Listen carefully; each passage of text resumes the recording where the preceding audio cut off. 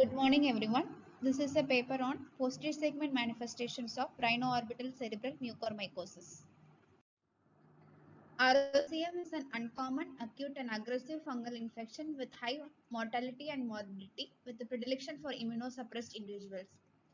In the recent past, there has been a link between the mucormycosis and COVID-19. Majority of patients with ROCM present with anterior segment manifestations, and one of the cause of vision loss in ROCM is due to the involvement of posterior segment of the eye.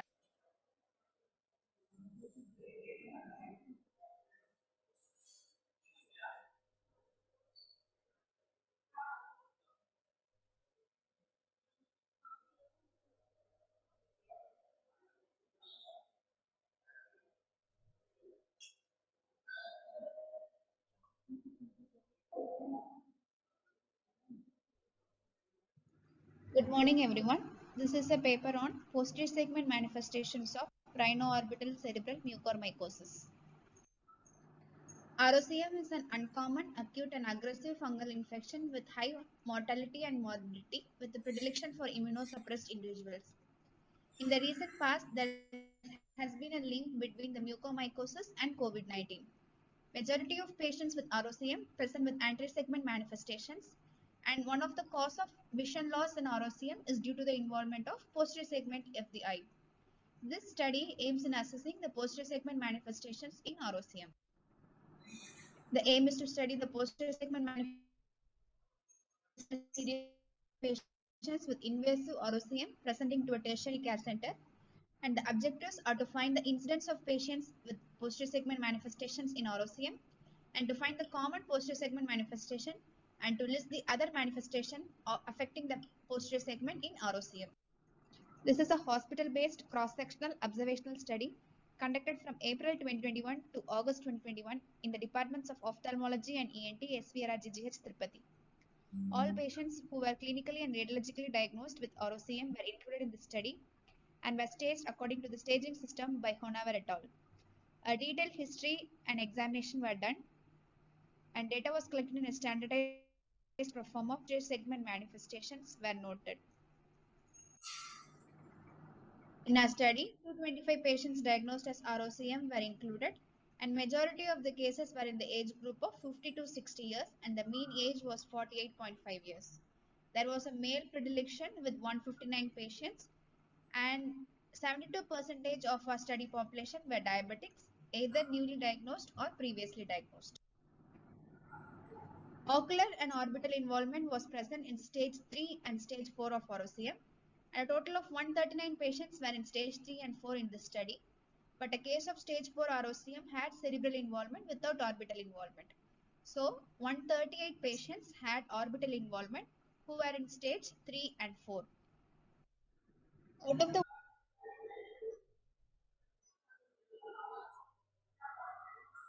138 patients with orbital involvement, most had anterior segment involvement, and only 21 patients had posterior segment manifestations.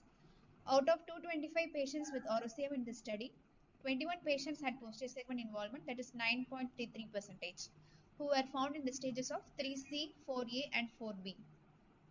The posterior segment manifestations noted in this study were central retinal artery occlusion, CRAO with ciliaretinal sparing, CRAO with consecutive optic atrophy, combined central retinal artery and vein occlusion, ischemic optic neuropathy, endophthalmitis, and panophthalmitis.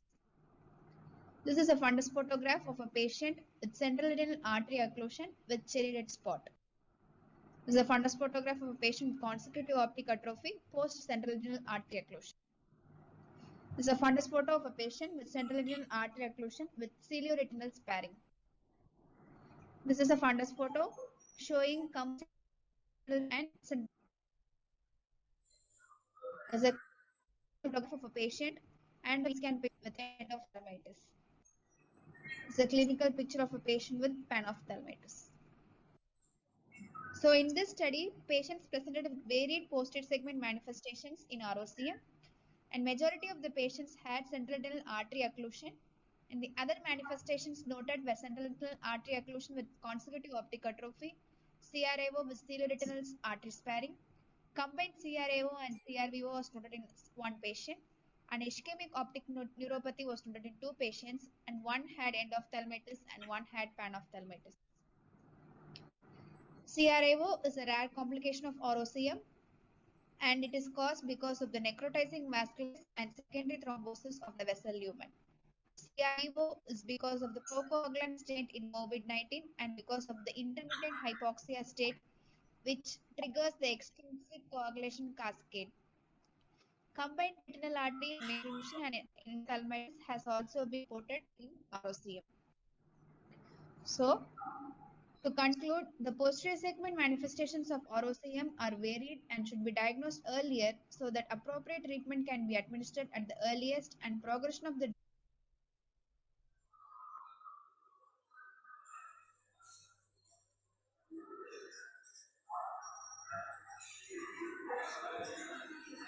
you concentrated on a posterior segment manifestation. Yes. The moment posterior segment manifestation means you have a visual symptom. Visual symptom will be the patient will complain of something which has been fallen. What are the earliest symptoms which you have noticed in your series, supposed to give you a hint for an ophthalmologist to diagnose or suspect mucormycosis? What was the thing what you have seen? Patients who presented with rhinoorbital cerebral mucormycosis, they had symptoms of nasal stuffiness as first symptoms. Visual symptoms. Visual symptom what they noted was loss of diminution of vision.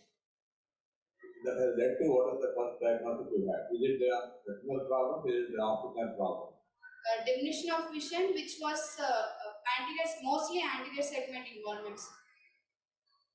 Only 21 patients in our group had posterior segment involvement, remaining mostly had anterior segment involvement. My question is very simple. We are talking about the posterior segment involvement. In that, there are certain things you have enumerated. And what was the earliest symptom which you have noticed? Is it the most involvement of a optic nerve involvement or a retinal copper involvement? What is the most common thing you have seen? Because the more capillaries are supplying the optic nerve compared to the retina. So, which was the earliest because of the vascular occlusion is responsible for all the problems. Yes. What was the earliest thing what you have noticed in your series? Symptom was loss of vision, and the finding which noted was central retinal artery occlusion. That was the most common. Yes.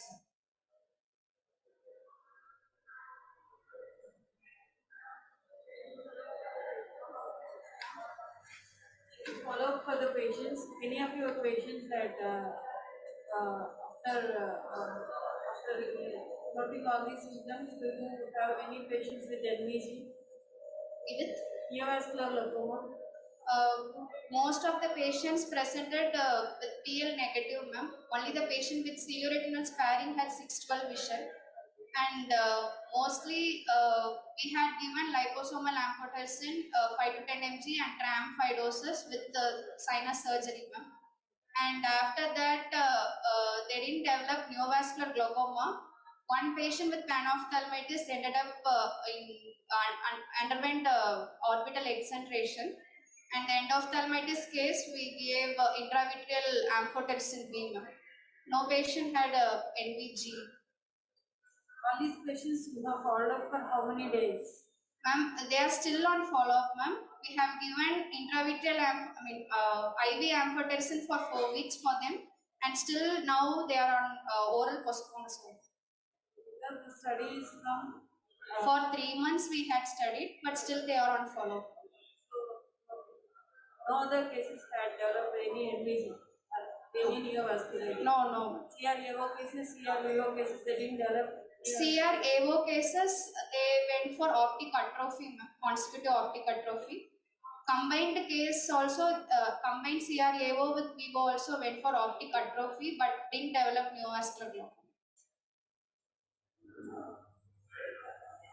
Any of these people are on any long-term blood thinners they have kept, or just they have not given any of these drugs? Because whatever you have complained, whatever you have reported, they are all because of the vascular occlusion. Yes.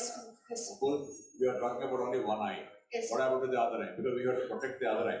As an ophthalmologist, all these patients are given any blood thinners or not. If so, what, how much, how long? Sir, since in ROCM the occlusion is because of angioinvasive nature of the fungus itself, we had not given blood thinners in them, sir. We had only given medications for the fungal per se, like IV amphotericin and tram injections. No blood thinners were given, as it was because of the angioinvasive nature of the fungus. We have not given blood thinners. Majority of these cases were missing the post-sequent complications because patients are having cirrhosis and patients are having pain and other symptoms, proptosis. So I suggest just look for pupillary reaction in all cases of mucormycosis is very important. Once the pupil is showing something that there is, you have to dilate and see. Most of the cases we are seeing, they are not dilated in the post-sequent at all. We are worried about the orbital involvement. So this is, I think, one of the rarest cases where they have treated the post-sequent. Otherwise, most of them are concentrating on the treatment of orbit rather than the post-sequent. Once you notice patient complains difficulty, if not, at least pupillary reaction should be monitored, and once there is an RFPD, then you have to check the post-sequent or optimal. Actually, in this study, most of them are post-COVID patients. So for COVID, they are using blood thinners. But for mucormycosis, in their study, it was only unilateral, sir. No case had bilateral. So there is no role of blood thinner as such for this case. We can't say it is because of the vascular inflammation or because of the compression of orbital tissue also. So post-COVID they are giving, but for mucormycosis without any COVID, they are just concentrating only on that, unless they have a systemic factor.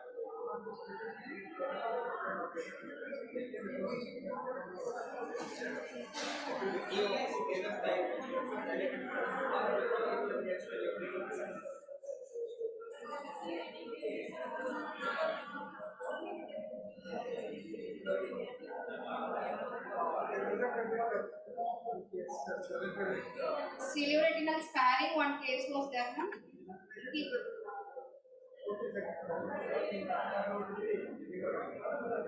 Because I saw so many cases, the post-sequent manufactured without antibiotics, like pain and fusion.